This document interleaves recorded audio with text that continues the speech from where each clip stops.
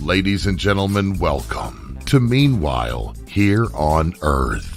This program features in-depth conversations with the leading names in the subjects of UFOs, abductees, the paranormal, panel discussions, and the very best and brightest of the next generation of writers and researchers. Meanwhile Here on Earth, the show breaking new ground in alternative talk with your intrepid host, veteran investigative writer and researcher, Peter Robbins.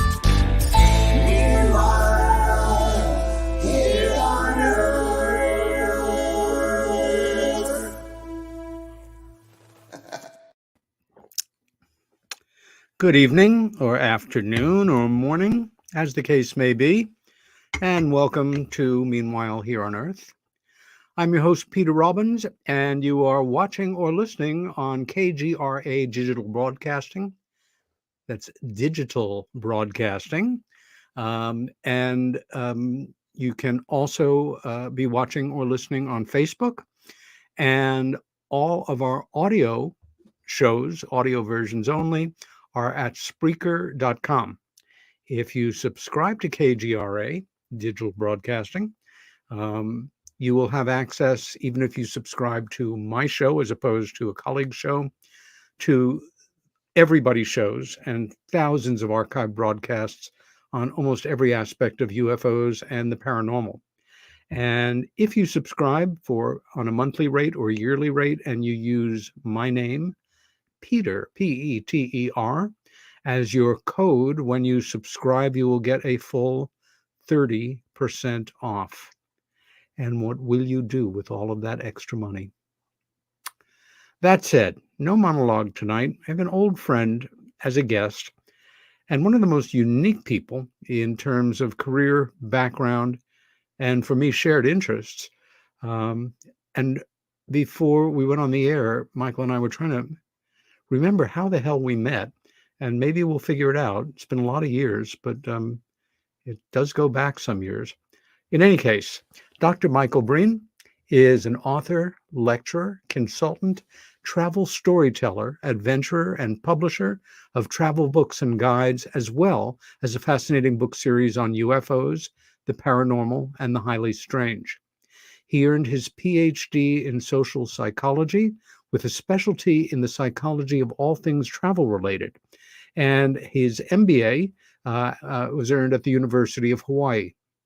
He has had a career for more than 20 years as a college professor in both psychology and business, teaching at various universities in Hawaii, including an overseas 2-year stint teaching for the University of Maryland at its campus in Europe. Michael was the first person to coin the term travel psychology, and through his doctoral studies, work, life experiences, and world travels, he became the world's first and perhaps only travel psychologist as a specialty. As the travel psychologist, he is quoted in leading newspapers, magazines, blogs, podcasts, and other interviews worldwide, and commenting on the psychology of travel as well as ufology and the paranormal. Michael has been a member of a number of world travel clubs, including the Travelers Century Club, whose requirement for membership is travel to a minimum of 100 countries, and the Circumnavigators Club, which requires going around the world in one complete trip. Damn. He was the first to complete the United Airlines 50-state marathon contest in 1985, flying to all 50 U.S. states to win a first-class pass for a year on United's domestic UFO flights. on United's domestic U.S. flights, including Hawaii. That's beyond a Freudian slip, isn't it? Michael Brien's series, Travel Guides to Sightseeing by Public Transportation, is the first of its kind, showing travelers how to sightsee the top 50 visitor attractions in the world's most popular cities quickly and cheaply by public transportation. Michael also publishes his True Travel Tales. illustrating the psychology of travel through the travel stories he has collected traveling the world over the last 5 decades, interviewing nearly 2,000 world travelers and adventurers in the process. Books in the series include Travel Tales, Women Alone, The Me Too of Travel, and Travel Tales, Michael's Own Best 150, Travel Tales, Close Calls and Great Escapes, Travel Tales, Wild Animals are now in the works, with more titles planned shortly. But Michael's main publishing activity of late has been his unique Road to the Strange book series. The first two books in this series were co-authored with a very dear friend of both of ours, the late great Rosemary Ellen Guiley. These are The Road to the Strange, Travel Tales of the Paranormal, and the Road to Strange, UFOs, Aliens, and High Strangeness. With the passing of Rosemary in 2019, Michael continued on the tradition of the Road to Strange to publish a third book in the series, The Road to Strange, The Contiguous Universe, as well as a fourth book, The Road to Strange, A Psychic Reader. In all, the Road to Strange book series consists of an extraordinary collection of nearly 1,800 pages full of fascinating personal experiences of UFOs, the paranormal, and the highly strange from among the nearly 2,000 people Michael has personally interviewed in his travels. The stories are largely not found anywhere else.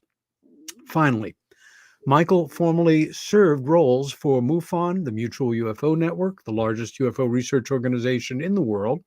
He served first as state director for Hawaii, and when Michael left Hawaii, Walt Andrus Jr., the founder of MUFON, appointed him an ambassador at large for MUFON as an honor and courtesy due Michael's long involvement with the organization. Because Michael Brien was an avid world traveler and attended many, many conferences, he knew early on, and through today, many of modern ufology's classic earlier contributors on a first-name basis. Michael occasionally lectures and is a frequent guest on radio shows and more recently internet radio and podcasts on UFOs and the paranormal, including Coast to Coast, Meanwhile Here on Earth, I'm glad to report, and CNN, even on travel psychology. He lives now in Bainbridge Island, Washington State. His website is michaelbrien.com. That's MICHAELBREIN. And you can write to him. His email address is michaelbrien@gmail.com. And it is a pleasure to welcome Dr. Michael Brien to Meanwhile Here on Earth. Welcome, Mike. Hi, Peter. It's great to be here, and happy Valentine's Day to everybody, including some of us who may not be with a loved one, but instead are happily with you on your program. Amen. Well, I our couldn't be Valentines, happier. we've got a lot of them out there watching and listening to us, and a pleasure to have you here on this special night, my friend. Let me I'd ask like to you. think they have nothing better to do, but I think that this is well worth their time. Well, they probably fall into both categories. Um, I wanted to ask you to start with, just out of curiosity, here in cold central New York State, what's the weather like in your part of Washington State at the moment? It's not unpleasant, it's not real cold. I think we had our one snowstorm for the winter. And if you look close at the trees and pray a little bit, you might see buds forming on branches. So it's around this time it starts to get exciting around here. Okay, so let me start out by asking you, if you know the number, maybe you just have an estimate, how many countries have you visited in your life? Well, here's the thing, especially with the Traveler Century Club. Uh, a lot of people were toe dippers. That is, they go to a country just to stick their foot into the country and Uh, count it. yeah. And that's exactly what I did with Belize. I went into the country from Guatemala for 45 minutes, and the people at Customs and Immigration were looking at this guy. What's with him? He just came into the country and now he's leaving. And I said, I like your country. I just don't have a lot of time this time. So I actually got up to about 125 countries. But in my world travels, I actually interviewed a number of people that have claimed to have gone to, and the numbers vary at different times, about 317 countries, Are if you there can that many imagine. countries? They're parts of countries, and I even met this character who became the king of a country. He's an American with 50,000 Scottish names, and they featured him on a documentary on television, The King's Cruise. He was the king of Bifesh, Biffeche, and he tried to get his passport accepted as an official country. And he wound up getting put in jail in Spain for 3 nights and then released finally. But I mean, did sincerely good work for the people of Bethesda. He helped them out and so on and so forth. So 125 countries and counting, and it was still a major accomplishment. I can promise I you, think you know so what it's too. like. Going back to the beginning, where were you born, Mike? I was born in wonderful Philadelphia, just around the western suburbs, very close to the main line, which is Oh, famous sure. for all these fancy schmancy colleges, Swarthmore, Harvard, not Harvard, Haverford, uh, Villanova was out there, Bryn Mawr College, old Welsh development in Pennsylvania, outside of Philadelphia. So I grew up in a nice kind of suburban area, a fairly comfortable, well-to-do area, safe and sound, more or less. Did either of your parents um, professionally do anything involved in either psychology or travel? No, well, my mom, ready for this, was Miss Pennsylvania. That's how I got my great looks. And my dad was forced to go to work for his father, who was an immigrant from Eastern Europe, and he had to run the business for his father. But he was like editor of his high school yearbook, and he would have loved to have become a lawyer or somebody like that, Peter. But he had to become the breadwinner Yeah, for brothers and a sister. yeah. Michael, when you were a kid, do you remember the first kind of awakenings that you had of this rather adult idea that we live on a planet and there are countries with people in many ways very different than us, in locations very different from us, and that maybe someday, from a kid's point of view, you could get to some of these places, and wouldn't that be interesting?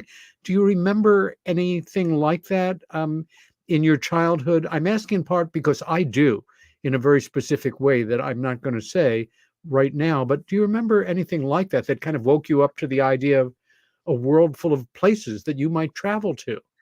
Well, I remembered being a crazy, stupid scoundrel among my other high school friends going to Mexico on a high school trip and Ah, winding up pinching the bread rolls with our thumbprints to see if they'll wind up in the bread basket the next day, which they invariably did, and where we would drop coconuts from the second story, hoping that they would crack open, hitting the pavement down below and not hitting anybody and turning them into nice people gone bandidos because of getting hit in the head with a coconut. But I began to really notice things, being kind of an observant, nerdy, geeky kind of guy. But I began to notice that when I was on the main cathedral of Mexico City, walking up the steps, that these vendors with all kinds of knickknacks, Mexican knickknacks, if you were a tourist, he had 897 things to sell you, or at least show you. And I was filmed with this guy constantly closing in my face, and I would be backing up, and he would be closing in. And little did I know it then, but I know it now, that uh, Mexican people, as a general rule, as studies are done, so on and so forth, have usually a closer in conversation distance Ah, than other nationalities, and it varies all over interesting. the world. And every one of us has a friend that's always in your face, right? And you're always trying to back off, and he always or she always gets insulted that you're so cold and distant, Ah, and you want to be more Scandinavian and yeah. back off, stay I away. And little did I know that became a basic tenet of nonverbal communication, yeah. of which I became a student of that later on. These things So are so yes, important. In that, well, first, several thoughts come to me. Number one, when I was younger than that, in elementary school, I don't know who got me started, um, but I started to collect stamps from other countries. I'm oh talking like yeah, seven, yeah. 8 years old. And that dawning reality that this little rectangle of paper had been in India or China or Canada or some place on I my have globe. had exactly that feeling, especially the pictures of giraffes and Yeah, elephants and lions on these beautiful stamps. yeah. Yes, we've And all had that. it was not until I started to travel in earnest on my own in my early 20s when I did something a lot of people dream about, which is just take off with a pack on my back. And I was gone for a year and made my way overland, working on a freighter to get across the Atlantic from Connecticut, very close to the Tibetan border in Nepal, and then back again. And again, on my own for a year, being young and taking risks that no sane person would take when they were hopefully a little older and wanted to stay alive, but getting to know myself in a way that many people do not have the opportunity to, and fell in love with traveling as feeling I know you know. But that thing of social observation of behaviors that are so basic that you would dismiss them at first, and if you ignore them, you stand out in a way that does not serve you. One of the things I remember is in India, when people queue up, when they stand in line, one of the habits, and it's just something that people do. The same way that you described in Mexico, a absolute understood form of socialization is being faces physically closer than they are in America as a rule. And that is that you take your hand and you just place it on the back in a fist form, gently, of the person in front of you, which I remember, I'm an American. I want my space. And how dare you touch me? And then, looking at a distance at queues of people, especially when you're getting a visa or something, and thinking, this is the way they do it. And you can either resent it and, pay that subtle price, or when in Rome, do it also. And get whatever you can from this experience. Um, a huge part of your life has been a study of the paranormal, UFOs in particular, but the world of the strange, unusual, and paranormal, to put it mildly. Did you have an initial experience or experiences as a young person, or were you just intellectually curious about this kind of thing, or was it something, for some people it's like, I love the Twilight Zone and I got interested in unusual stuff for that, or I was taken by aliens and it was a real part of my life, or I had this interdimensional for you, what got you interested to the degree that you became interested in UFOs and the paranormal? Well, really, a really good question, and it's one that I've come to learn to want to know of a lot of people. And I think we find that of our circle of friends who are interested in all these things, that we've all had stories to tell. Now, I'm going to tell a couple of quick responses to that. Yeah. One is that either I was hallucinating or I had a fever. I'm not exactly sure, but I was in my crib. I never told this to Bud Hopkins because I was too scared, but I was in my crib and I distinctly remember looking, maybe standing up with my hands on the side of the crib, looking at my Venetian blinds on my window that was all closed. And I saw a green elf like creature come through the blinds and quickly disappear into my toy closet. And I remembered that. Never forgot that. Never I never interpreted as aliens or elves. Never really gave it an interpretation. Hmm. Okay. Then I think I did a couple of intelligent things in my life early on. One is that when my friends went out to the nearby woods to smoke, I said to them, nah, I don't want to do that. My parents cough in the morning, and it's because of that. And I don't want that. The other intelligent thing, I think I did two. One, I believed in Santa Claus. I think that was probably a mistake. And my best friend talked me out of that. Hmm. One day said, Santa Claus doesn't exist. And I believed him. But I was making a point here. Let me think of what that was. Oh yeah, the I noticed it was either Look magazine. Do you remember that article or Life? Not sure which it was. That just showed this thing going across the sky in a double page Very thing, and I famous. looked Yeah. at. Yeah, I'm sure you did too. I looked at it, and as a 7-year-old or however old I was, I went, this is something important. I didn't judge it. I don't even think I could read it at Hmm. that time. Yeah. I could certainly look at pictures as I used to cut up National Geographic magazines, as I'm sure you Ah. did. That's another thing about travel, cutting up that magazine. Yeah. But those were two intelligent things I did early on in my life. Um, and it stuck with me ever since. Did your family have a subscription to National Geographic magazine when you were a kid? Or did you just manage to get some Probably. copies? I don't know because we all seem to have them.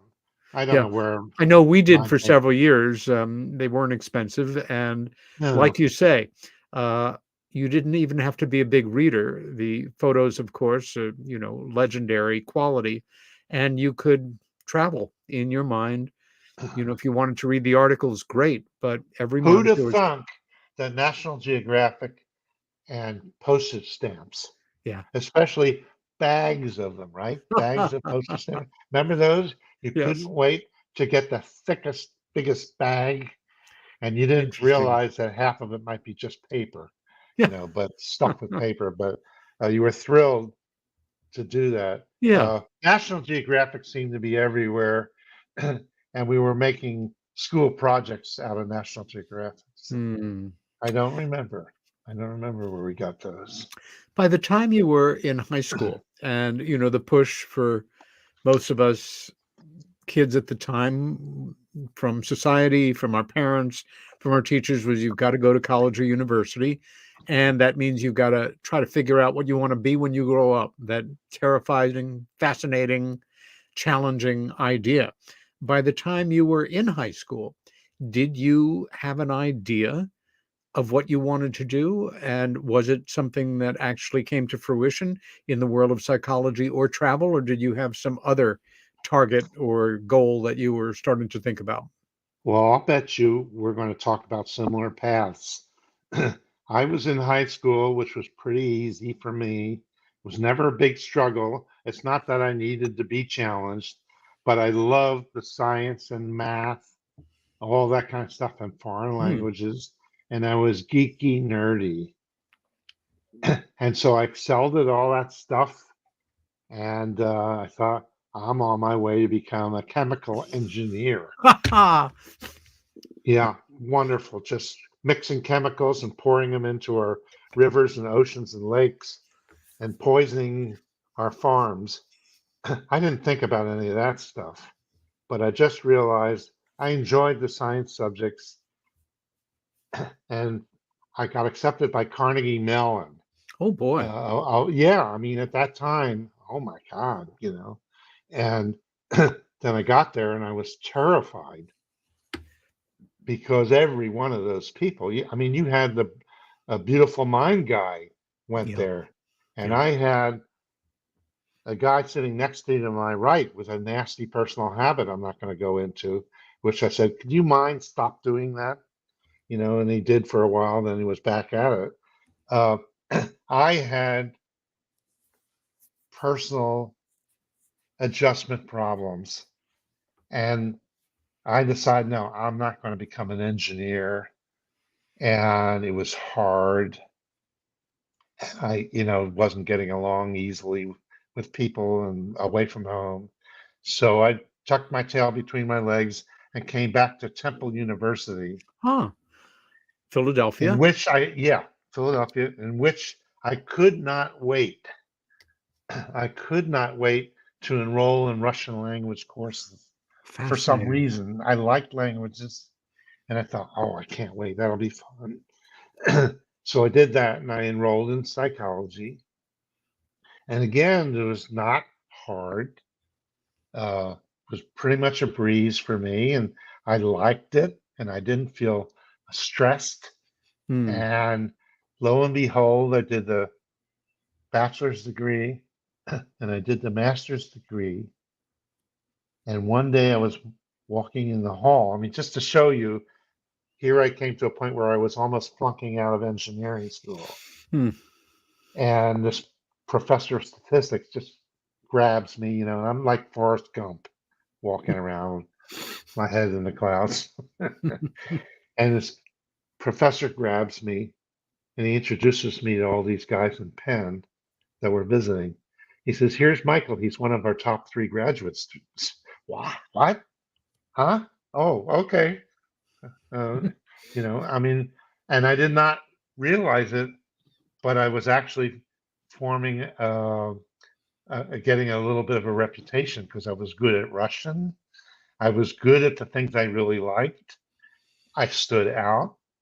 And lo and behold, if you can picture this, I am now offered a full PhD fellowship to Wow. do clinical psychology at Temple University Wow. if I were to stay on. I mean, I really reinvented myself, and I liked psychology. I liked all that stuff, Yeah. but I've been bitten in the ocole by the travel bug. Ocole is rear end in Hawaiian. And I thought to myself, do I want to sit in the dreary halls of a Oh big boy. East Coast university in winters and summers? Do I want this? Do I want to deal with everybody's mental problems as a career? Hmm. You're reading my mind. And I thought, nah, I'm going to Hawaii. And I gave up this fellowship, and my parents Oh, almost killed me. How could you do this? how could you? How It's could absolute. you? This is what parents dream for their kid. I said, nope. I'm going to study the psychology of travel. Oh, I'm going to go to the University of Hawaii, and I'm going to study some languages out there, and I'm going to do the PhD there, and I'm going to enjoy doing it. Well, let me tell you what the first day was like. Do we have time for that quick anecdote? we sure do. Every new graduate student was welcomed to a big, gigantic round table of all the faculty sitting around the table, and you, one Wow. on one, and you are scared shirtless. And I was starting to buy those Aloha shirts at that time, enjoying my summer. And I thought, oh my God, I'm going to have to deal with this. Now, the head of the department was a graduate of University of Pennsylvania, now the head of the department in Hawaii, and also worked for the visitor industry. So you have to put that in the back of your head. This guy knew I was interested in the psychology of travel, and he was involved in it. Okay. So 2 of the rat psychologists, animal psychologists, attacked me. They said, what are you here to study? Very intimidating. And I said, I'm here to study the psychology of travel. And I should have said, I'm here to study Santa Claus' influence on the human race. That's what I might as well have said that. Because they stand up and point at me and said, "There's no such thing as that. You can't study that here." And there's silence. Whoa. The whole faculty sitting there, absolute silence. What is this guy going to do? So I'm saying this for a little bit of exaggeration and effect. I'm going to say, Sure. I stood up and I pointed at them and I said, "Number one, who are you to define what this subject is about? Who are you? And number two, if that's your attitude, I don't think I want to be here." And Peter, I swear to you, I got up and I walked out of the room. Now, this is after walking away from that fellowship, being in Hawaii for maybe a few months during the summer. And I thought to myself, oh boy, you really did it. This is just terrific. Just terrific. Then I hear people running down the hallway. I swear this happened. And I hear footsteps. And I hear somebody shouting, "Wait, wait." And a hand grabbed my shoulder and said, "Just because they said that doesn't mean the rest of us agreed with them. Get back into the room." Wow. Isn't that amazing? That's a I don't member. know that that has ever happened after that or if anybody even remembers this. But that I faculty member who was involved in the visitor industry became my mentor and yeah. protected me in certain battles that were taking place. And And I got through. you worked your way through? I worked my way through as, focusing in on social psychology, Yeah. but taking courses on intercultural communication, nonverbal communication. Remember, we were talking about spatial distance? Very important. I worked for the University of Hawaii's Peace Corps program for a few months, and I took the language course with the trainees. And here's the thing, I became the best speaker among all the trainees and anybody else that was taking the courses. Hmm. So I did the things I could do well Yeah. to bolster me and to look back at these people and call them rear end holes. So that's interesting. And that's how I was the first one to create this concept of the psychology of travel, the travel psychologist. There were sports psychologists. Everybody heard of sports psychology. Sure. Why wouldn't there be travel psychology? It's such a big activity in Absolutely. your life and my life, Absolutely. right? So In I fact, had that mission. even as you say that, my mind is going back to moments 50 years ago where I'm on the road for half a year already. I don't know anybody. I pushed into some little corner of India and Wow. I am 110% in the moment. I am here now. I am a bit of a chameleon. I am trying to be as observant and respectful as I can at any given moment. And there are moments where you think, if I allow myself to realize fully how tenuous this situation is that I've put myself in on a certain level, it's kind of a dream and it's an ideal, and gee, it's what people think that they want. But if something shifts and things were to go south for me in some way, and I found that I was in an intimidating situation, Yeah. my world would come crashing around me so quickly. It's also a time where you're 8,000 miles away from home. You are like an astronaut on a tether. And if that tether Really. breaks, you can be lost forever, even to the point that, there were I phoned home twice in a year when I got to Europe and when I got back to Europe, basically, and managing those moments of, this is amazing, but my life is incredibly, it's sort of dreamy right now. And if something were to happen and the bottom were to fall out and I were to panic, I am as alone as any human being could be in this world. And You're very thinking, brave. You are well, very brave. I was reckless and I was adventurous. And yes, I was brave in a sense, but day by day pushing forward. And for me, why am I doing this? What is this about? What am You I were trying to learn? doing you were doing Peter Robbins' Walkabout.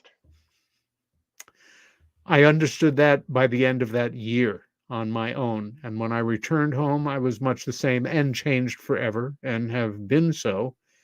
But like you, at a certain point, you realize one of the most profound changes that travel produces is yes, we're Americans. I think I can say I love my country, but I don't love my country right or wrong. I'm proud of being from a Reformed Jewish family. I'm proud of being um, a Russian American primarily. But I think of myself first as a human being and as a citizen of the world. Now, that kind of flies in the face of nationalism, which is a double edged sword, which can serve or can inhibit people's behavior. It can be used in the service of each of us or to use us for purposes that maybe are best left undone. Bottom line, I guess, is what I'm saying is I never thought of what those moments where I'm thinking through all this on the road as travel psychology related, but that's, of course, what they were. Before I forget, Michael, about how many languages, not that you've mastered, but that you're facile in, that you can go to Italy, France, Russia, or wherever and Well, get by. I could get around in 10 to 12, a little bit of them. And I went and I took little 2-week language courses. I did that in Guatemala, Spain, Russia, along the Red Sea during the Mm, summer, 10 days or 12 days. Um, and then living in Europe for the 2 years that I did, I got good with German and French. And I had a funny, wonderful story that took place in Sicily. I was in Sicily in a campground, my VW bus, and I was self-teaching myself some Italian. And the owner of the campground loved it. And I'd go in there to buy a loaf of bread, which I went and joined a University of Maryland couple that were living in the economy. And we'd go up and have breakfast on their roof in the Sicilian sunshine in summer. And this owner of the store and campground engaged me in Italian for like 20 minutes, making me speak with him because he knew I was learning it and he wanted to help me along with that. good. And I wanted to add to something that you said that was what a lot of people don't realize, and that is when you were doing your Peter Robbins walkabout and you were doing international relations, you were learning and teaching other people, and they were learning from you. Mm. You were learning from them how important it is to be able to understand and interact with people of other countries, that it makes us good international citizens. And we need more of that, especially now. You know, again, this is a wonderfully reactive conversation we're having. Um, there are moments like when you were describing the childhood incident of this apparition, this being, and there's that thing of I I think I remember it. I'm remembering it as well as I can, but did it really happen on a certain level? Yeah. In Yeah. traveling, there are moments that in a moment things can become this is like from a movie. This is like from a book. This is not the kind of thing that happens to real people. There came a time for me when I was traveling by train from the northern border of Iran to Moscow. It was a 4.5 day train ride, Wow. Wow. and it was summer. I was in a rail car with maybe half a dozen other people, each one of us, of course, in our own compartments, fitted out not quite for the czar, but they only would allow you to travel first class plus. It destroyed my budget, but it was a very important week to me. And after several days, I could go to the end of the car and look into the next car, which was a people's car with, Mhm. hot as hell, open windows, screaming kids, people having, their meals together on the seats and things. And a young man, I'm guessing if I was 24, he was maybe 20 or 19, came to the glass. And, there's the space between cars. I don't know what prompted us, but we just started to back and forth and nod. And at a certain point, I just invited him into my car. And That's he great. went, "No, can't." But we continued to pantomime. And at a certain point, he looked both ways and he just did it. And without a word, he just followed me and we went into my compartment and we sat down. We had broken this taboo. And what do we do now? And he said, "American?" I said, "Yes." "Russian?" "Yes." And in basic English, "Russian, American, good, friend?" "Yes." Height of the Cold War, of course. Then he did something life-changing for me. Whoa. He pulled out his wallet and he pulled out the most dog-eared, tired little piece of cardboard. It was the size of a baseball card, and it was one of the original Fab Four in their Edwardian suits, Beatles publicity photographs from circa Oh, 1964. And wow. he started to phonetically sing a Beatles song. And I immediately started to sing along with him. Oh, this is terrific. And within a few minutes, we had just sung a number of Beatles songs together. Oh, And I'm that's guessing wonderful. the English was phonetic for him, but it was an impossible moment to sustain. It was amazing. And at a certain point, every expansion is followed by contraction and contraction expansion. The expansion of making that deep connection, all of a sudden it was like, what the hell am I doing here? And if I get caught, I am in Yeah. trouble. And he made it clear with his body language he wanted to go. And I said, "Wait." Mm. I stuck my head out, made sure nobody was coming, walked him back to the door, went in, quick goodbye, and that was it forever. Did But you do a bear those hug? moments, Did you do a bear those hug with moments, him? Did you do a hug? Because the Russians love to do hugs, bear hug. I think, as I recall, and I did have some great Russian hugs after the fact, but no, it was just all of the expansion and the positive feelings were in sharing that music. I don't think we made any physical contact at That's all. an incredible, incredible human interest A few short experience. minutes, a few And the short two of you minutes. will never forget that the rest of your lives. No, And he will think positively of his experience with you and vice versa, yeah. no matter Again, what we think of Vladimir Putin. right, exactly. And I was thinking to myself, save this for the end, but probably at the end I won't remember it. In any case, for all of us, for those of you who have never had a chance to really travel, and now after 2 years of being locked down with this damn Mm, pandemic, wonder if there'll ever come a time again when we can do it. Certainly, you can't go to some of the places that Michael and I have gone. I mean, I remember roaming around Tora Bora in Afghanistan on my own, meeting, tribal people in the mountains who would invite me back without a word of Farsi or Pashto, just sign language of you come, you eat, salam alaikum, alaikum salam, and off you go, as opposed to let me kill your ass. That, I'm not an irrational optimist, but yeah. things are going to change again. And if you have an ability to save for a special trip, don't think that you won't be able to take it. In fact, it could change at any moment, but right now, for the first time since 2017, it looks like I'll be going back to England in May to speak at a conference. It's the longest I have gone without being in the United Kingdom since 1988. I'm sure I've been Wow. there more than 20 times, and it's become a second home for me.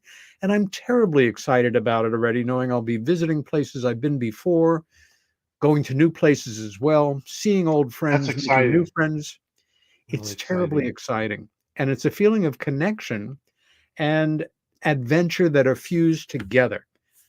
Let me segue. Mhm.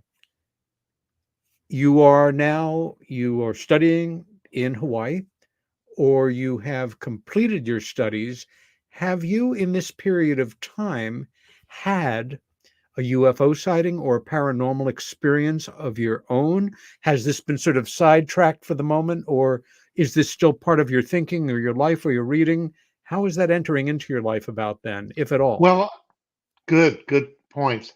I had a parallel interest going in the whole UFO phenomenon. Mm. I became the state director for Hawaii for Oh, right. MUFON, and I had on occasion interesting visitors that popped in, including I spent a whole day with J. Ellen Hynek, and I interviewed Dr. Hynek, and I actually did one of my quote unquote famous interviews of people.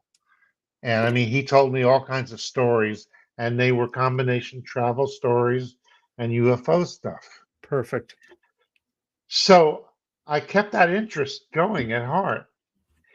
And I said that I had this faculty member that was kind of a mentor for me, but I had a little falling out with him because I chose the guy for my committee because he did a study that was related to what I was studying for the dissertation.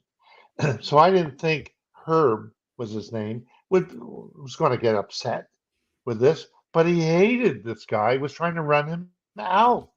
And I didn't know anything of this departmental politics, but he did not like the fact that I had this guy to be my chairman of my committee. So both were threatening me if I kept him or if I got rid of him. And I thought, this is ridiculous. What is the whole point of this? I decided to do what was not necessarily in my best interest, but what was decent and right. And I didn't drop this guy from the committee, even though he threatened me because his life, his career was threatened. He was Oh my desperate. gosh. And he said, if you drop me, I'm going to make things difficult for you. I mean, it's nice to be a valued piece of property like that.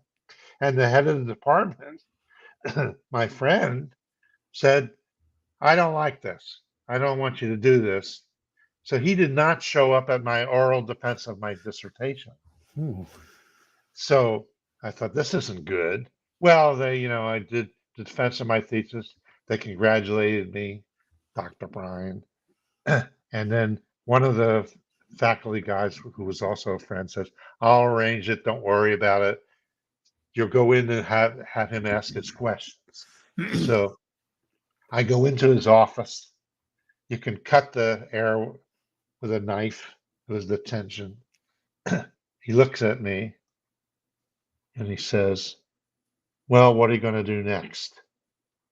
That was his question. In other words, he came down off of this position. Now, some years after that, I had a paranormal experience where I saw him clearly and distinctly in a dream. I saw a gravestone with his name on it. I knew that this was like a Saturday night, Sunday morning. I knew I was going to get a call from a mutual graduate school friend of mine, former roommate, who said Herb Weaver passed away. He's going to call me on Oh, Monday. And he called. And wow. that's exactly what he told me, exactly what the dream was. And so I believe that Herb actually contacted me because he felt bad about the little falling out. He really was on my side, really defended me and protected me as a mentor. So, we Hmm. made peace through a paranormal experience. But I began to realize that I've had some other paranormal stuff going on in my life. It came out during my traveling, more of such experiences. And then I realized the connection between the possibility of having um, supernatural type of experience, psychic experiences that may have something to do with travel. I mean, travel may facilitate it. And I actually, came up with some really good ideas about that. And that's where Rosemary Ellen Guiley Uh, came along. She said, Michael, you've got a gazillion travel stories. yeah. How about putting some of these together with some of the ones that I have? on the idea, and we created the series. And it was funny because I went on. Have you ever heard of Fiverr? Fiverr. Fiverr is one of a small group of international gatherings of people who work for you across borders and do different tasks, from internet stuff and social networking and graphic design, all that. And I found people who were really good at things, and they're from all over the world, and they're not expensive, and they would earn themselves some income from this. And so I thought I'd give this guy from Slovenia an opportunity. He says, I'm creative. I want to come up with maybe ideas for titles of your books. So I said, okay, go ahead. And for $5 or $10 or whatever it was, he comes back with a list. And I go over the list with Rosemary. I said, here's what I got from this guy. What do you think? And I got to The Road to Strange. And Rosemary went, bingo. Yeah, what a great name. Yeah. And that became the title. But maybe we can get into this in a little while. But I want to say that concentrating on collecting stories all over the world became a source of stories also of the paranormal. Yes. Not only just the wonderful travel stuff you and I have talked about, but when I ask people what things in your life really jump out at you, of things that have happened maybe when you're traveling or not. Remember, I had a parallel track in ufology and the paranormal stuff. So not all the stories were always travel related. Yeah. But a lot of that did happen that way. You remind me also, Michael, when you're on the road, either in a very structured way, on a planned vacation, everything is covered, whether it's with a Club Med kind of experience, all your bills are paid, you know where you're going to be, when you're going to be. It's pretty effortless. You can take side trips, but basically, you're covered. Or you are on the road and you don't know what's coming at you next, literally and figuratively. There is a part of us that, how can I say, it sharpens a bit. We're in a non-standard space. We're a bit more observant in some ways because of the novelty of not being in our normal skin, so to say. Synchronous events, what normally are coincidences, some of them can be either magnified or seem more magnified, or they simply are more overwhelming. I don't know if there's a ratio of difference in terms of people observing synchronous events in their normal lives or on the road. That would be very interesting to know. But I think some of the most extraordinary, I'll call them coincidences, I have ever had, even to the point of jaw-dropping, how could that have happened, have happened to me traveling and being out there somewhere where you're just like, who can I even tell this to? And even if I did, who's going to believe me? This is just beyond even my accepting it, except I know it happened because it happened to me and I'm in the real world. And like I that, hope you will share this during our. I will share. Because I've got one. Yeah. We are coming into our last few minutes of our first hour, but what I will, I've got enough time to do this one, which is I'm on my way back from India, where I've spent months roaming around, and I have a plan, which is I am going to go to the Russian embassy in Kabul, Afghanistan, when I get back there, and present myself and find a way to visit the Soviet Union, even though I know it's probably not going to happen because I'm on my own. I'm a kid, basically, with a pack on my back. I'm not part of an in-tourist thing. And I do just that. But I'm waiting to change buses. And I'm at a bus change area in a little sandstone village in the year about 1500, somewhere in the middle of Iran. for about an hour or so, cooling my heels until my bus comes. And a bus pulls in, it's not mine. And people pile off. And two guys about my age who are white guys and they're American come off. And we immediately connect and we start to chat. And one thing leads to another. And very quickly, they ask me a series of questions. Where are you from? New York. And, oh, New York. Now, I'm realizing now I'm going to finish this story right after the break. But the reason this sticks in my mind especially is it's that kind of thing where somebody say, oh, you're from New York. Do you know? Now, of course, I don't know that person. But since I was 24 and this happened to me, if somebody says, oh, you're from New York, do you know? I listen very carefully because I might just. And on that note, this is Peter Robbins and my special guest, Dr. Michael Brien, the travel psychologist, on Meanwhile Here on Earth. We will be back in about 3.5 minutes, and I will finish that story for you then, and we will continue on. Stay with us.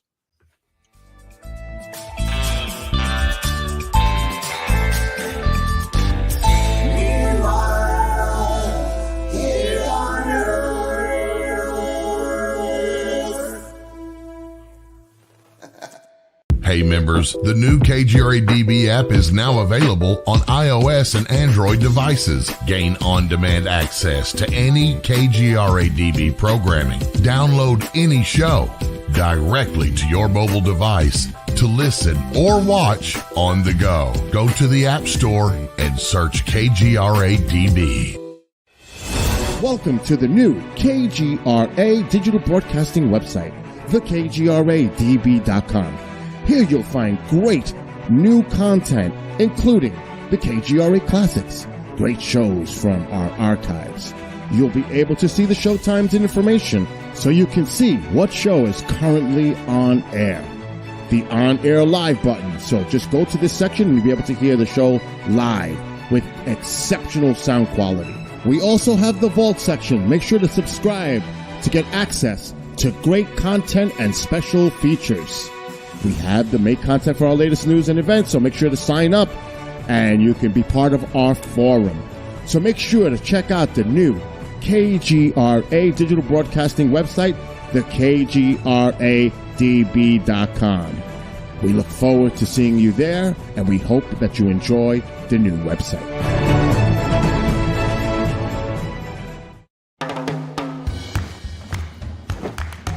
I don't want to talk about it.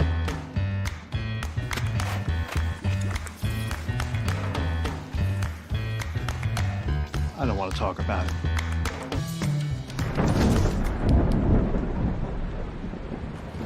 Families don't have to talk about everything, but they should talk about how to plan for an emergency. Get tips and resources to make your family's emergency plan.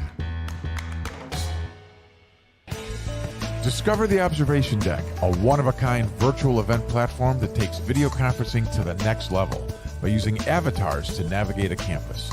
There's so many areas and activities to choose from. There's a 1,000-seat auditorium, an expo hall, a nightclub, and even a beach. So come attend a conference, take a class, or hear a lecture on the incredible Observation Deck campus. Go to theobservationdk.com.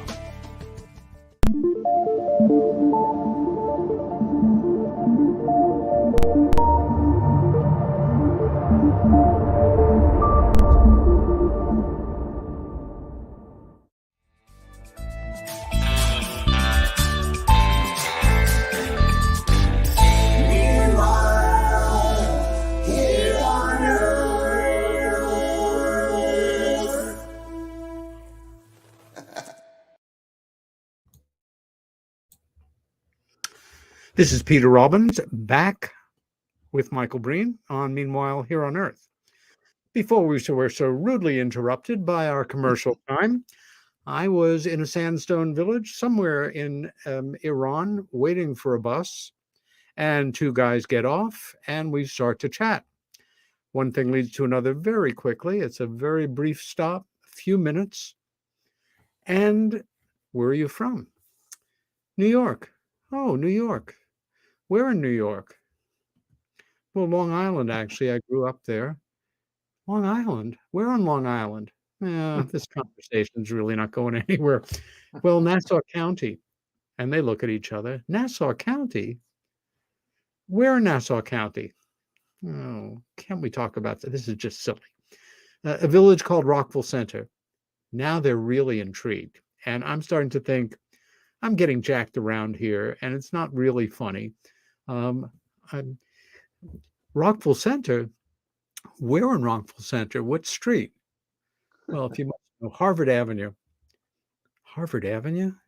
Yes. Why? You know Murray Krugman? Um, only, Mary. only since he's 5 years old and he lived across the street diagonally 3 blocks away, went on to become a producer for the Blue Oyster Cult. And yeah, he still might. Wait, what? Our bus is leaving. He was our roommate at Boston University. We've got to go now. And off they go. And I remember thinking, remember this, Grasshopper. This is above and beyond. Yes, these things happen, but this is a gentle tap on the shoulder reminding you that the universe, who has brought you this moment, is actually rather organized. And if you step back from the chaos, you occasionally observe it in its glory at moments like that. So, paranormal somewhat, and travel for sure. Moment to share. And me coming from this kind of background in psychology and this experience and interest in these things and all this travel stuff, it all ties in with ufology and the study of the paranormal. Mm. And it's not just a distinct thing. I begin to think, I think in terms of ufology a little bit. How can I relate this to what I'm learning about people through encountering them in travel? In other words, if an intelligent species were to come here from elsewhere or elsewhen, how drastically different would my approach be to try to relate to, just like you have in the situation? Does this have a parallel?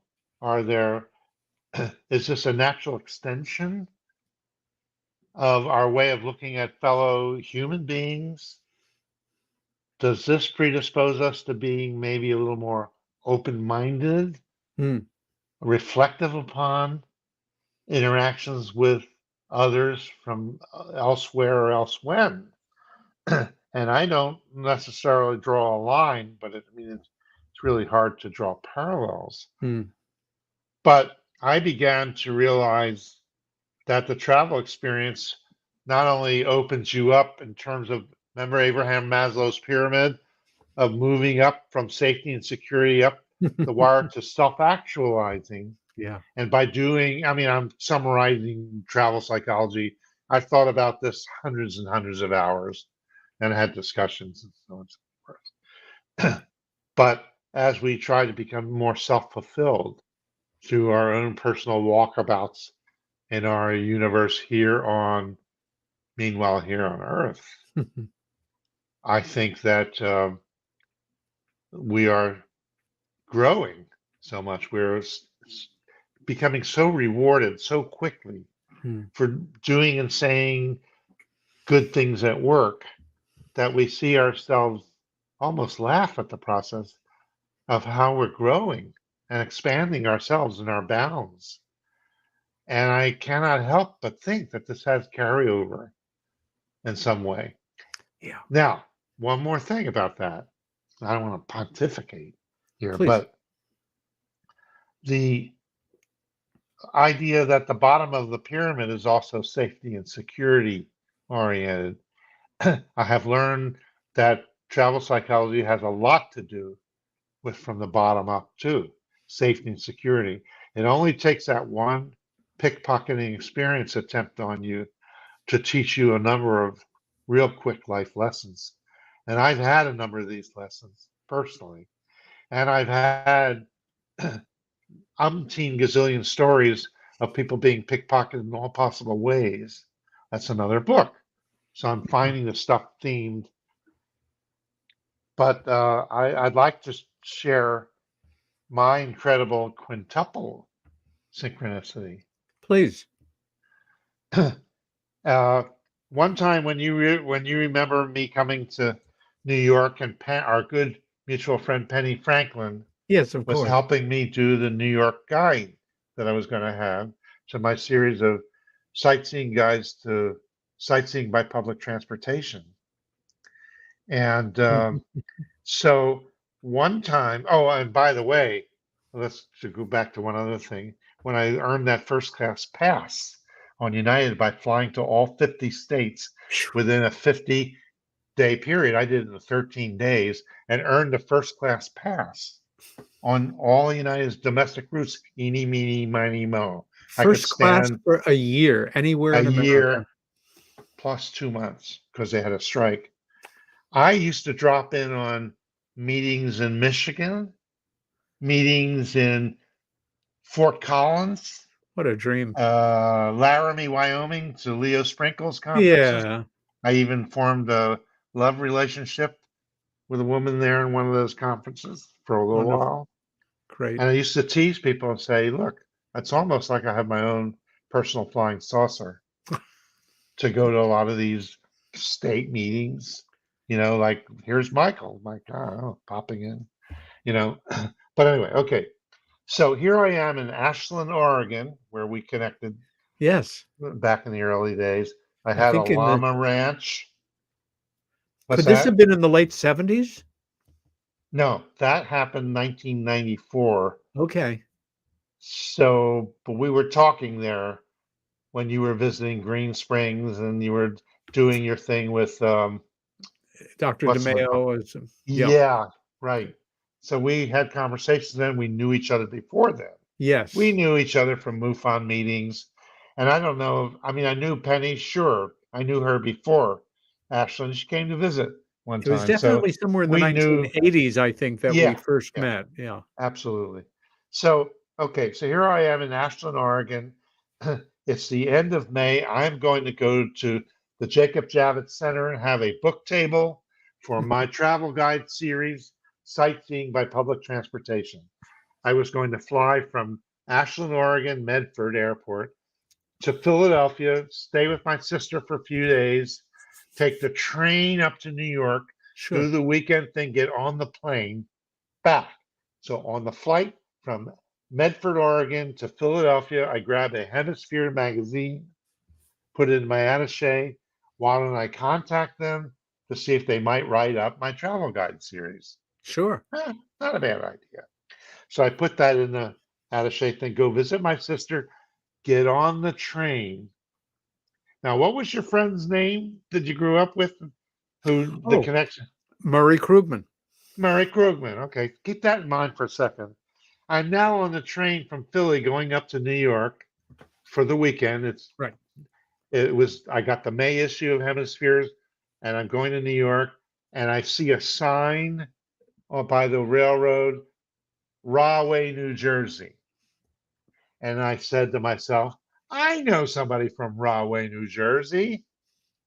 Jan Chaikin, Chaiken, who was a senior at Carnegie Tech when it was Carnegie Tech then. And I talked to him a few times, and I didn't know him really well.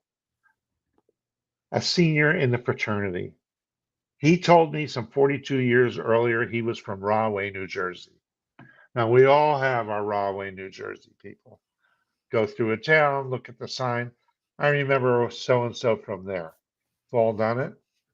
I go, I do the show, I get on the plane. It's like June 1st, back to Oregon, grab the June issue of Hemisphere, shove it in my attaché case, get home, look at a stack of mail on my counter, including a big white envelope, Hemispheres magazine. I open it up, it's got a card stapled to it, see page 24. And I didn't look at these magazines, I just grabbed them, and that was the June issue. I open it up, and there's a review of my travel guides in the Hemisphere magazine for June. that Michael did these travel guides. Here it was. I don't have to contact them. They've just done it. Okay. Next thing is I go up to my loft office. Let's see, did I get any orders for travel guides while I was away for a week, whatever it was? Sure. And, I got an order once from Egypt, an order from Spain, Mexico, around the US. But this is the first time I ever got an order from down the street, literally, Ashland, Oregon.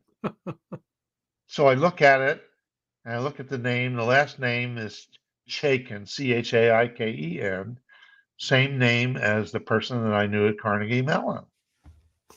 So they ordered 2 travel guides. So I sent back an email and I said, would you like a personal delivery in person of this order, since I'm only like blocks away from you? Or you want to come up and see a llama ranch? And they said, we'll come up to the llama ranch. Who wouldn't? Yeah. And I said, because you feed them carrots, it's kind of fun. So I emailed back and I said, would you, by any weird coincidence, be the same Jan Chaiken that I knew from Carnegie Mellon University 42 years ago? Huh? The phone rings. I hear the voice on the end of the phone. I swear to you, I recognize the voice. It was that Jan Chaiken, who I saw and thought of at the sign, Rahway, New Jersey. They come, they pick up the guides. I said, what got your interest? They said they were compiling crime statistics at New York subway stations. And they're interested in this. And they saw this looked interesting to them. So they ordered a couple of guides. I sang to him the fraternity song. And Peter, I don't know words to songs. I can't remember any of this. And I said to him, did you ever sing this song? He says, nope. And of course, he's in a fraternity. He had to sing it when he was being hazed, in a nice way. So now, like your story, how is this possible by chance? How is it? Now, this was a quintuple one that was all intertwined. Yeah. I've had several that are 2 of them that were like triple synchronicities, interrelated, and many double ones where you happen to know somebody in common, or you see the same person in 2 really distant places. I had that happen to me. So I realized, and I discovered early on, that one of my paranormal things is synchronicities. And I'll tell you, the universe, just like it was sending you the message, it was certainly sending me the message. Is like, you have the mantra, and I'm proud of this mantra, and it's in all these books, that if but one of these is true, what then? And I'm of the opinion, not only is one of them true, but I think many of them are true. And you need to expand and be open to at least consider. And this is where I love Stanton Friedman's Gray Basket, because I have so many things filed in a temporary gray basket, which I will not discount. As crazy as a story might be, as crazy as a loon as a person could be, I know that so many of mine were Not out of the personally true. question. You know that plenty of yours were. And I think in some way, I see myself slightly akin in a parallel kind of way to Bud Hopkins and John Mack and David Jacobs, from the standpoint that they have heard many, many, many, many stories. You cannot strictly have an earth, air, fire, and water modern scientific approach of what is true and what is not true. That you ought to have a gray basket, a bigger gray basket with all these things. I mean, this is what got John Mack in trouble, but it also got him to be a significant contributor. He said, I've heard so many of these stories. These people are not all making these up. There are so many things in common. And my addition to that is pay more attention, because if you're open to looking at some of the greater, finer details, you learn more. Remember how Walt Andrus used to be nuts and bolts? Yeah. You could never talk about abductions or some of the real weirdness. He would have nothing of it. Yeah. And gradually over time, the paradigm changed to be at least more open to consideration of such things as alien abductions. Let And that's me where I stand. Take us into the world of some of the illustrations that you've sent and springboard off of them. Here's one that was taken last autumn in Portland, Oregon, if I'm correct. Yes. Now it looks like nobody comes to my poor table, doesn't it? And I'm the lonely man at the edge of the galaxy. Well, it's a select moment here. But I asked them specifically, these are my friends that put these shows on. Yeah. They always have a booth for me. And I've been to many, many, many booths. And I will say I have upwards to 450 or so interviews that come from these shows exclusively. Wow. And I would sit people down. You see the little round ball mic, I'm sure you recognize, right to the right of my shoulder. It's a, yes. What is it called? You know, it's an ice blue microphone. And so I have interviewed, like I say, hundreds of people. Now, here's what's interesting. Body, Mind, Spirit Expos. So you're going to expect maybe a little higher proportion of the bizarre, the unknown, because people have the mindset, they're more open to a lot of these things. Sure. So I have recorded a gazillion phenomenally interesting experiences of people just sitting down with me at my booth, and I'm recording these stories. That was one of the main ways I collected stories, but I'm going to say maybe upwards to 500 of my so-called 1,500 to 2,000 interviews have come from like shows like this. Oh, God bless you. Thank you. Let's talk about your late co-author.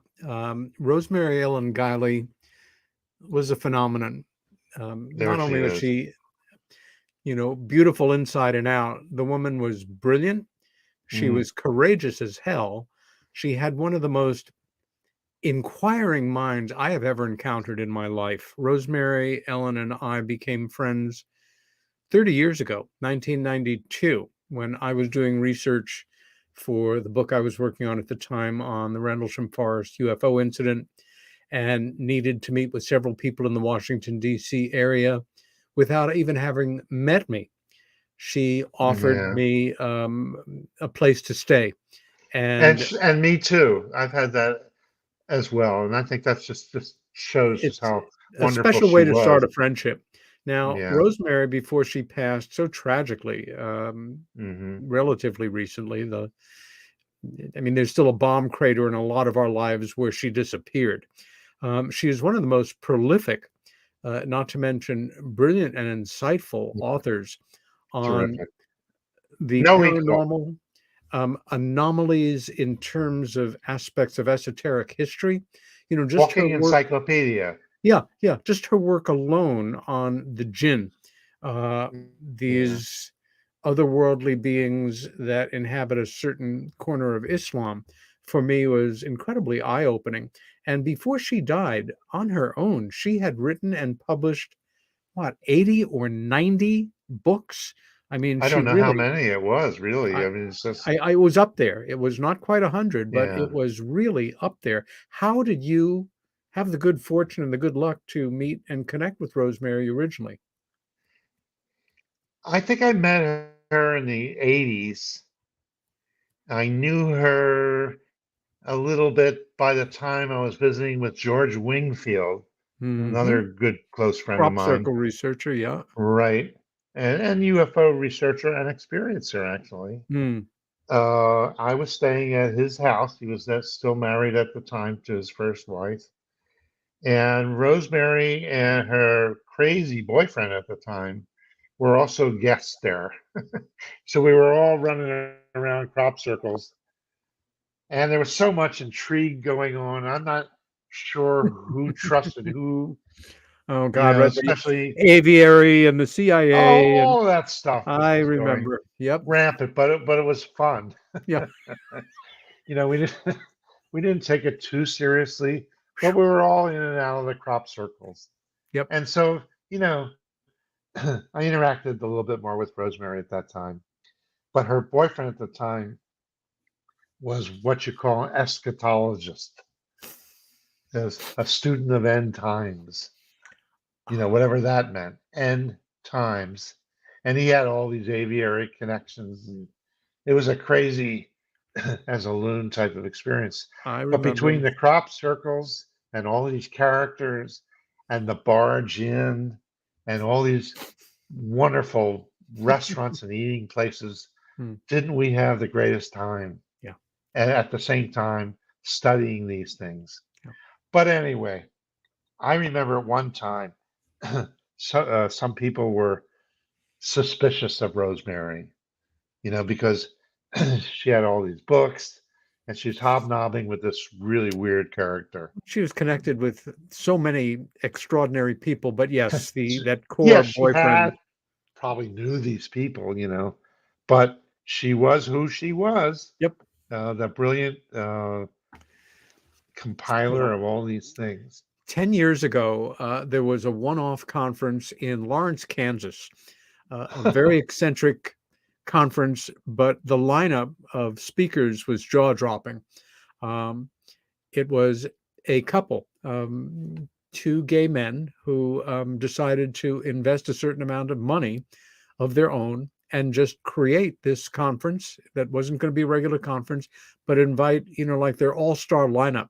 And Rosemary, myself, Jesse Marcel, Charles Hall, Wow. Steve Bassett, it went on and on.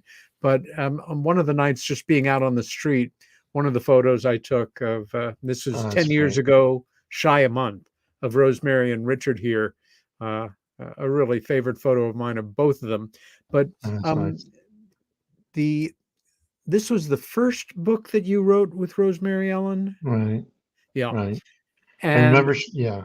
by the way, I love the cover. I mean, it's It was really a great cover. In the world of book jackets, part of it is like the psychology of, for those of us that grew up with LPs, you're in a record store and you're flipping through hundreds of 12 by 12 pieces of cardboard. Beautiful and albums. that art of the cover. Yeah. Part of it was a true art form. Part of it was purely mercantile to get you to stop, because then you had a shot at making a sale. And in the world of paranormal books, there's some pretty wild covers. But I thought these two were really fine pieces of graphic art that were backed up by phenomenal content. And after Rosemary passed, you had two others in this series, and this one as well. Oh, Let me tell you terrific. a little bit about these two, if I Please could, do. briefly. Rosemary and my first two were more collections of experiences of people with commentaries, mainly Rosemary's wonderful, insightful commentaries, and some of mine. And I remember she was teaching me a lesson. And that lesson was, Michael, whenever you make a book, make it about 240, 250 pages. Okay. All right, I'll keep that in mind. And then she was gone. And can you flash back to the contiguous universe? Sure can.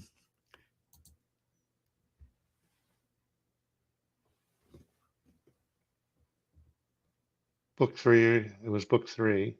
Oh, okay. That's book 4. Okay. There we go. what did this turn out to be? 600 pages. That's all. But Close.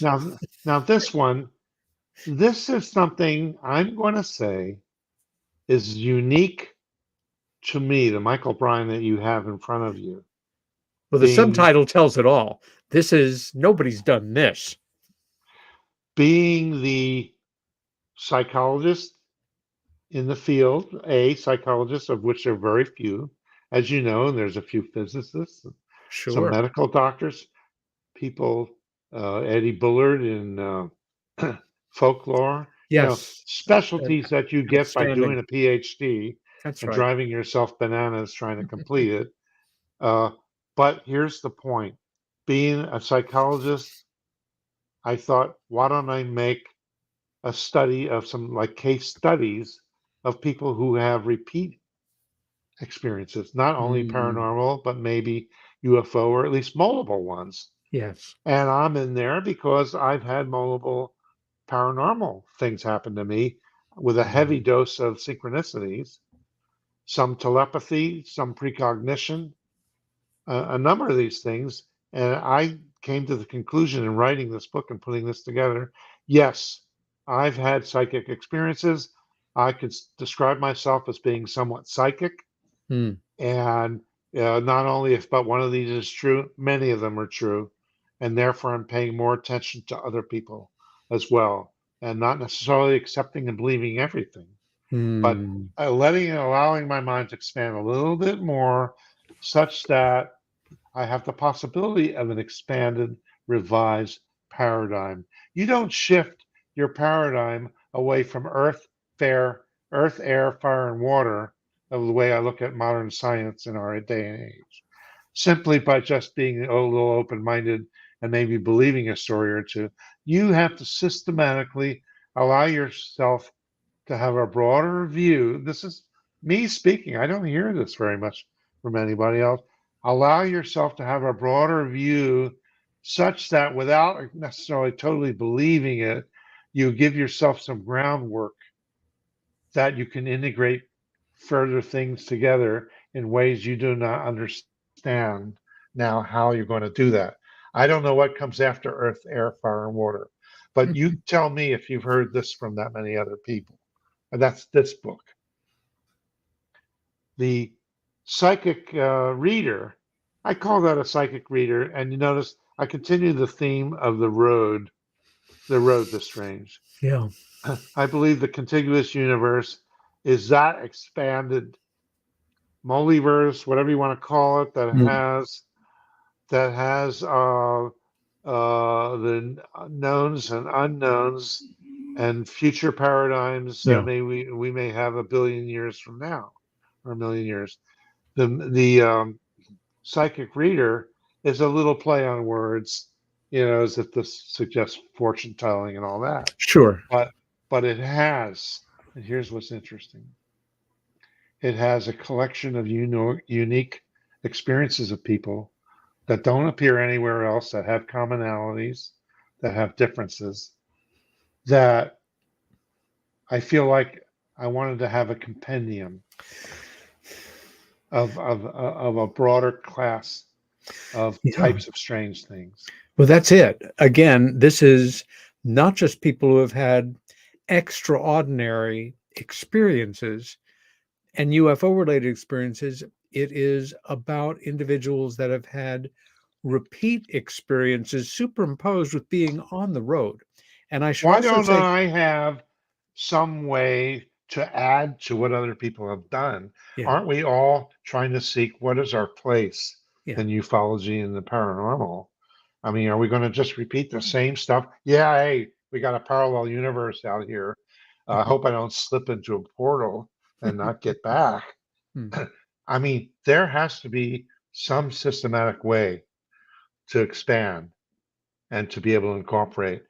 And if I'm not able to put my mark on this, Mhm. what's the point? And what you do, what's the point unless we have something to add, maybe, you know? Michael, you bring up once again so many thoughts are triggered for me. as they are for you in this conversation, and I dare say for a lot of our viewers and listeners right with us right now. But that image of the actuality and the allegory of the road have been they have been in my mind since I was a kid, and not before I went on the road on my own, as even if you are living a quiet life in a small town and your road actually is maybe, to school and then maybe to work and, to shop, and you're satisfied, you're happy living that life and following that road. Or your road is bigger. Maybe, you're an astronaut and your road is now into the sky, into the cosmos. It's either a place that we are comfortable and look forward to returning to, or that can be intimidating and that we'd like to get off of the road. And Really? or it balances itself out, obviously, in different ways. I can't wait to get back on the road, or, oh my gosh, what can I do to get off this particular road because I am not having a good journey here? Again, also, if we're old enough to have been through what is euphemistically called the 60s, which did not begin in 1960 and end on the last day of 1969. It started in 1966 at some point and ran on into 1969, and then bled into a bit of the early 70s, depending, and had part of your road was taking trips, as we used to call them. And that idea of internal and external trips and travels and adventures wove themselves together. With that rather broad statement, I want to go on to some of these titles here for me, and I'm going to go through these images quickly. And these are not all of them, but as I started to go through them, I found myself kind of giggling to myself a bit of, Jesus Christ, talk about somebody finding their niche. You could live to be the oldest man in the world and go, oh, I have an idea for another series, and already am halfway there with stories people have told me. And here's a tangent. I mean, I'm sure many, many people have wonderful stories of exciting and fulfilling and expansive and pleasant memories of being in Mexico, or horror stories. And one can apply that same pair of ideas to any country or location in the world. I just enjoy so much. Here we are, just France, poor France. Spooky. Well, many of us have been there on the road. Top 10. There's one I look forward to reading, hearing, or, seeing. And so we now have a bit less than half an hour, maybe, 20, 25 minutes or so. Let's hear a couple of stories that for you are emblematic of ones that stick in your mind. This is one I will never forget, that was shared with me by somebody who I am convinced was not exaggerating, but here it is, stuck. Let's start with one, and I'm going to put you on a spot here. I'm going to Good, click randomly. Airplane stories. Hit us with one. This was actually a former girlfriend for a while in Hawaii that we became really good friends at this point in time. She got married and all that. Well, she had this boyfriend who would fly a private, small plane. And so she said she had two small plane incidents with him. The first one was that he forgot to put the landing gear down, and they were flying into San Francisco behind a 747, if you can imagine this. So they crunch onto the runway. You're about to have a and paranormal experience, even oh though my God, he said, brace, brace, brace, but they didn't get hurt. The plane was totaled, and he forgot to put the landing gear down. Nice, nice. I mean, wouldn't that clue you in to never fly with him ever again? I guess. No, but she does it a second time, another time.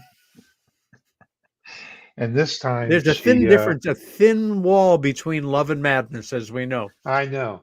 Continuing on. This time they're going between, where was it?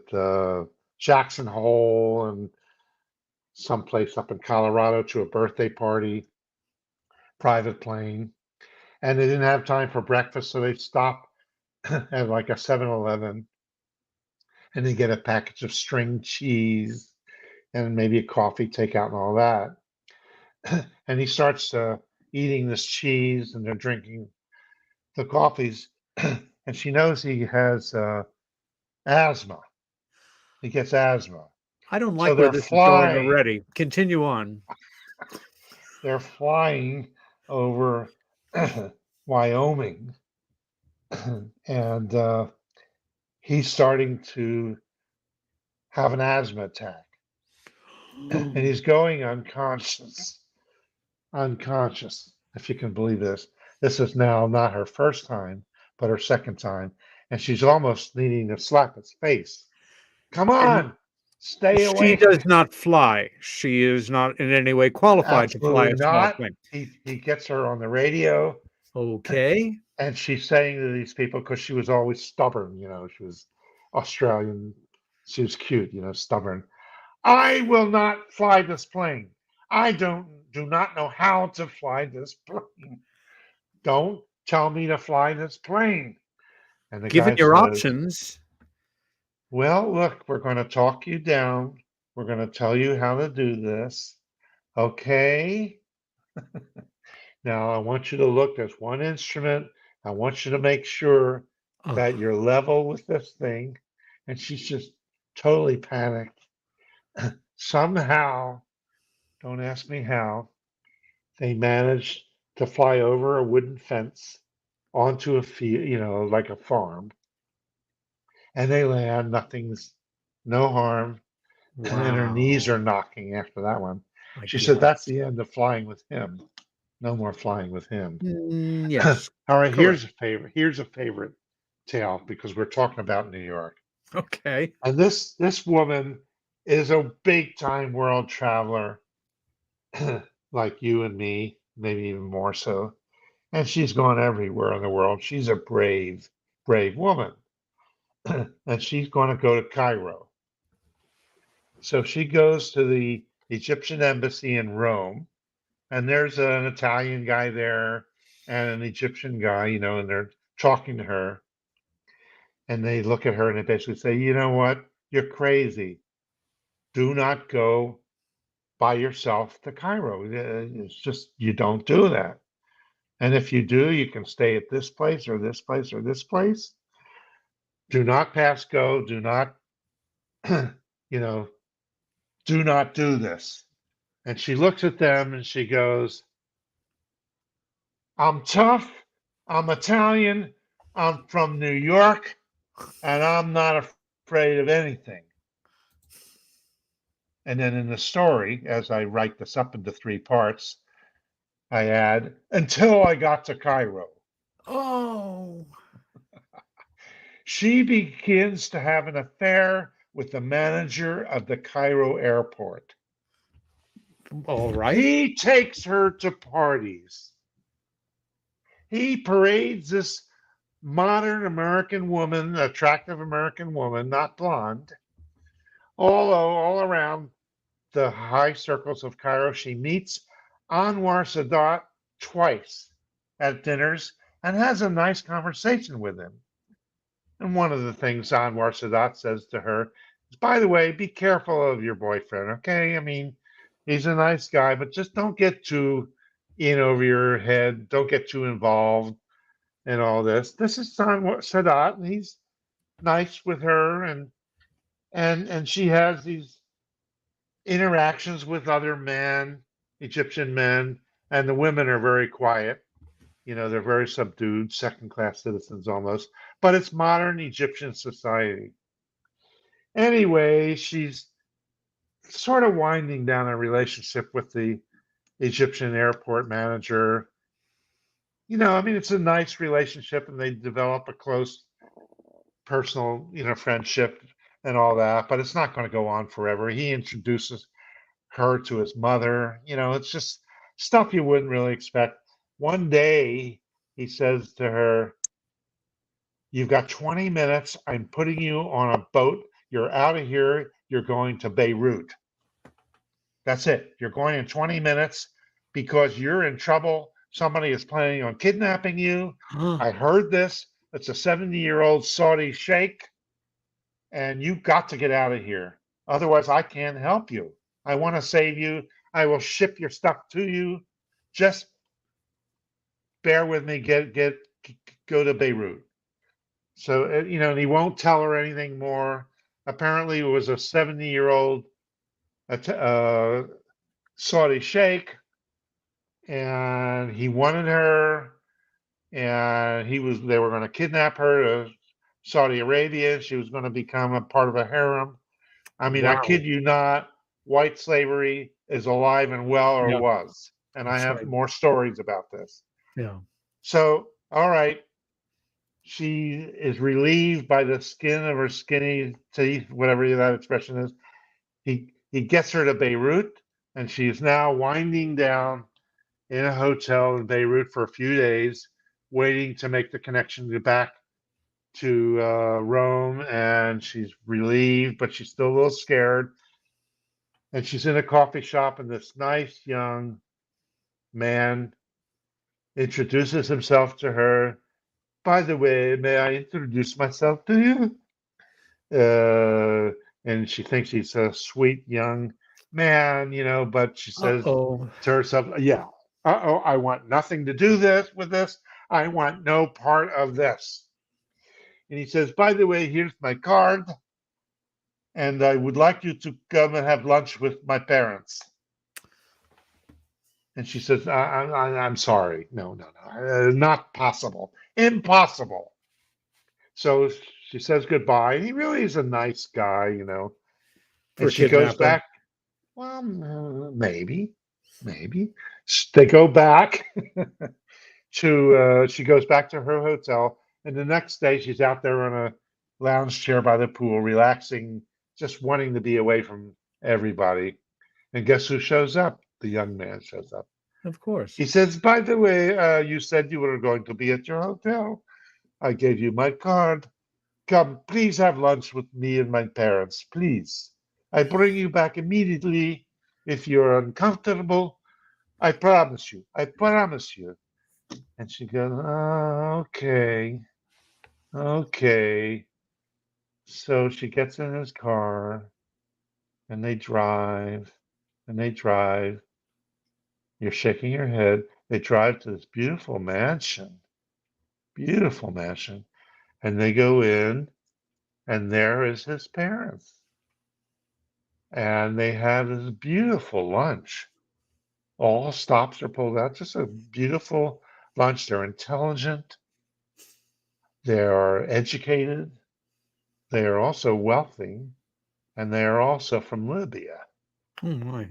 They are not Egyptian or Beirut or Lebanese. Yeah. And the young man, is a prince. Now, is that the Gaddafi era? I do not know. I do not remember this. So they have this wonderful lunch, and he says, "Oh, by the way, would you please take a walk with me in the garden? I want to talk to you about something." She says, "Oh, okay." And they're walking in the garden, and the father says, "Look, my son wants to take you for his wife, his main wife. He wants you to be wife number one. You have a very, very good life. You can bring your parents here. You can go as you please, but you will be number one wife, and there are other wives. And he wants you because you remind him of a woman he was once in love with." Oh dear. And she, yeah, so, oh, what do you do? Okay, you're her. I'm tough. I'm from New York. I'm not afraid of anything. But I'm Italian. Okay, what would you do if you were her at that point? I love asking people. See, you have to pay this price. You have to tell me what you would have done if you were her right then and there. fair enough. I'm old-fashioned romantic type, and I think if I were to be married, being in love with somebody by the definitions that I subscribe Western, to would be a Western, big part of it. Western Boulder Dash. Yeah, go on. And I'm sorry, I'm even making it tough. no, all of the possible concessions and benefits of being the number one wife. Um, I think I would just thank them for lunch and ask for a ride Oh, back to town. oh, Wrong answer. wrong answer. Wrong answer. The right She says, answer would be, Doctor. I just met your son. He's very nice. I like him, but I don't really know him yet. I have to think about this. Have to buy time. He says, all right, you have until noon tomorrow. Well, there you go then. We come to fetch you from the hotel tomorrow at noon. Fetch. So Good. she gets out of there and she's dropped off at that hotel and she runs through the lobby, desperate. Is there another American here? Is there an American anywhere? Please help me. And she goes to the front desk. Is there another American staying here? I must talk to him. And then she looks around, and there is a guy who's a dead ringer for an American. Oh, hold on. Are you, sir, excuse me, are you maybe an American? Huh? He says, yeah. And he works at the airport. She explains the whole thing. Can you get me out of here tonight? He says, yep, I'm putting you on a plane. And he gets her out of there that night. And that's the end of story. Whew, that's plenty. Now, I have 100 like it. No doubt. And it's in that book, Travel Tales, Women Alone, The Me Too of Travel. Women who have been kidnapped, nearly kidnapped. Anyway, that's the woman book, Solo Woman Traveler. In Go on. the world of paranormal stories that you have heard that you feel are absolutely authentic and stand out in your mind and in the extraordinary world of the number of stories that have been shared with you, would any of them come under the spooky travel tales? Yes. Would you share one in that category with us, Michael? Absolutely. I've had, it's easier to relate it to some of my own accounts, but I want to just tell you that the series that you're showing was an earlier experimental series. I'll come out with books later, on more of these themes, but more in with the general look and feel. Did you post a picture of one of the True Travel Tales books? Let me just quickly. No, that's the UFO paranormal. Okay, here we go. Okay, this one, you see, it's a more modern version. Great. They're all similar. The colors are different. The titles are different. So one that I'm just completing as we speak, Travel Tales, Close Calls and Great Escapes. Oh Is the boy. next one. Since it's 1,200 pages, I have to reduce it down. Yeah. I'm extracting out Wild Animal Tales, which is all the close call stories and crazy things that you eat. Wow. That'll be that. But let me share with you that I've had a penchant. Again, I think this is part of my nature, having a little touch of the psychic stuff that I feel, and you may feel as well, that you can come into a location and get a sense of it that maybe maybe, just maybe, this place could be haunted. Well, you've got less That's than the thought. 5 minutes to share it, so Okay, be okay. aware. All right, good. All right, so I've gone to at least 3 hotels in my life where I've looked at them and I said, this place is haunted. One of them Hmm. is in one of our neighbor islands here on San Juan Island. I went to the front desk. I interviewed people that worked there.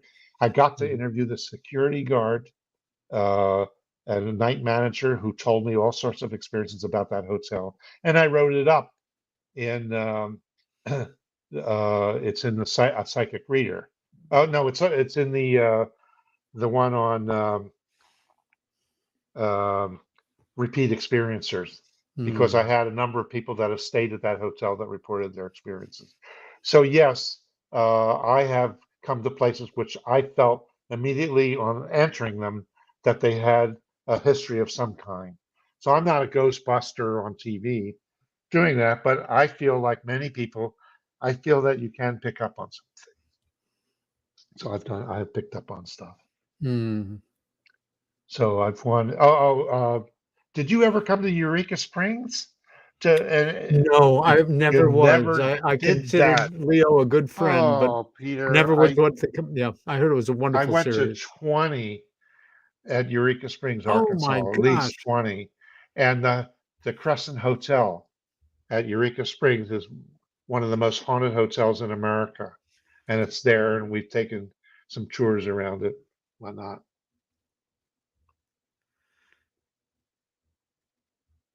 I have plenty of stories of travelers who told me instances of hotels being haunted. I had a guy who was a fan of Dracula who had a tattoo on his arm, T-shirts when I interviewed him, took his girlfriend to Transylvania for Halloween and had an experience. Now, did he make this up, or is it possibly that his whole life's calling was to wind up going over to Transylvania to have an experience or a connection? Is it Mm-hmm. an urban myth, or is it something that may be true? That Good was point. one of the stories. I, Boy, we didn't have enough time, Peter. We could go on Michael, and on. it occurs to me you are in some ways a very fortunate man in that you chose to follow your bliss, to follow your passion in two remarkable areas: seeing the world, being a traveler, interacting with people from every corner of the world, and documenting UFO and paranormal related experiences. Like a good character actor, you can do what you're doing until your mind goes. I mean, you have Peter, this I'm like wonderful Forrest world. Gump. I'm This like is Forrest very Gump. special. I'm like Forrest Gump. I'm as close to Forrest Gump as Yeah, anybody that I can think yeah, of.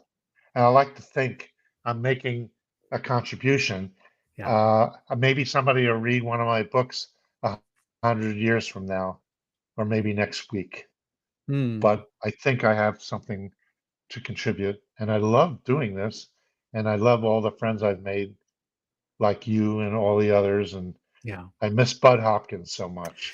Yeah, yeah, it's true. But we carry around these people that we loved, that we knew, that made an impression on us, that changed our lives, and take part of them with us into the future.